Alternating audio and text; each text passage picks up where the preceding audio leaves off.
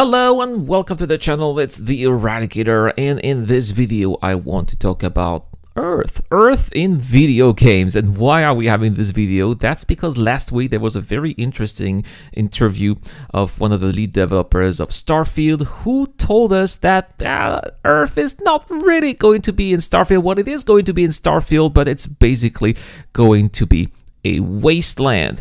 And that is actually not really a surprise. It might be very disappointing for some. I am personally quite disappointed about it, right? Of course, I would have loved to see how Earth would have evolved and how Earth would have transformed in the 25th century, but it's not going to be happening. And it's not really a surprise because it's usually the case in science fiction. We often see Earth disappearing, we often see Earth gone, Earth destroyed, and there are a couple of reasons for that. The first one is because, well, it's game magics, right? Which is ironic because it's breaking the magics. You want to see how Earth evolves. You want to hope that Earth survived all the troubles that we are experiencing right now in the 21st century and see how it goes. You pray that it's not going to become this dystopia that we are eventually heading into, right?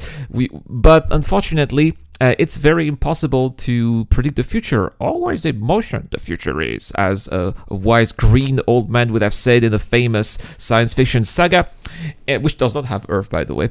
And so that is the reason why it's not in Starfield. They don't want to be disappointing, but also the real reason is because it's extremely hard to create Earth. You have so many different biomes, you have so many different architectural style, and you don't want to be forgetting something to make somebody disappoint. You don't want to eventually get the game to become very old because events may happen and may change the depiction that you show in your game and eventually prove it to be completely inaccurate. And that's simply the reason why you don't really see Earth in the future. Now, how is the solar system in Starfield?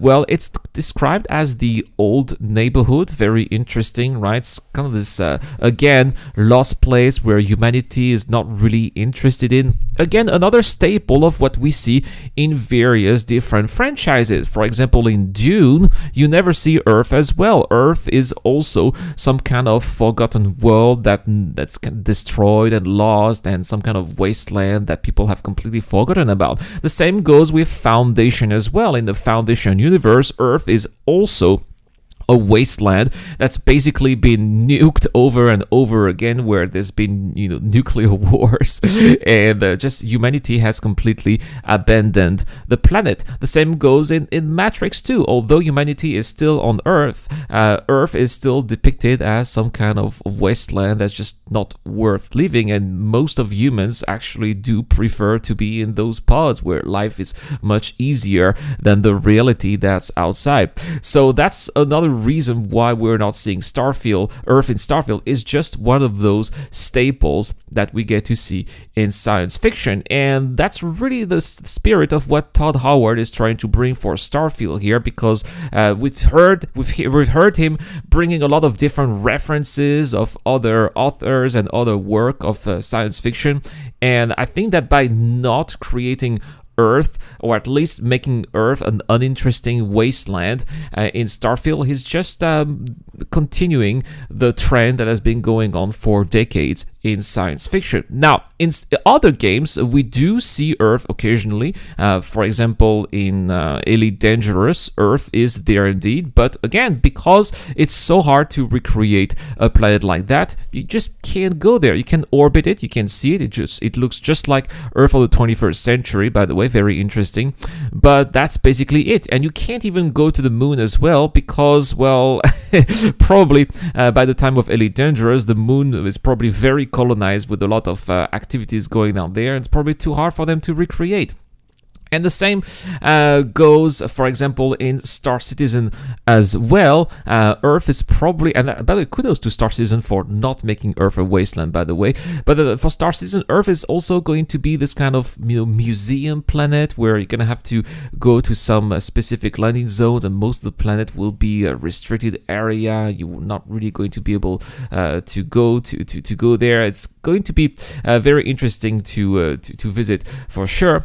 But again, because of how impossible it is to predict how Earth is going to be and the challenges it comes with all the diversity of the planet itself. It's the reason why you don't see it in games, in a lot of science fiction material as well, and also why it's not going to be in Starfield. Now, we are going to be able to go to various places in the solar system, though it seems that Mars is going to have a prominent role, but Mars is not going to be terraformed, and it's a great, I think that from a game development point of view, it's a great design, because then, you know, you just have one biome, you don't really need to create all the difficult technical aspect of having all the a diverse planet like Earth. And it's just going to be probably limited to one of the settlements there called Cydonia, which apparently is one of the earliest outside of Earth, you know, off-world settlements that humanity has created, and still present over there. And they did say that we are going to be figuring out very early in the game where, you know, what happened to Earth, and we are going to be going to the solar system very early in the game. So that's great. It's going to be putting that mystery out of the way already, and we're just not going to be wondering, oh, I want to go to Earth. How is Earth faring in the 25th century? I want to know everything. No, you're just going to go there. You will see, oh, all right, and then you will move on and you will focus on the story of Starfield itself. It's also a brilliant decision, I think. So yeah, there we have it, guys. This is what happened to Earth in Starfield and why it's not a surprise at all. It's actually the continuity of what we see a lot in science fiction. But anyway, guys, let me know in the comment section down below, how excited are you in about Starfield? Are you going to pre-order the game when it's available? What do you guys think will happen to Earth in the 25th century? I also would like to know in the comment section down below. That is all for this video. Thank you so much for watching. As always, it's been the Eradicator. I will see you guys later.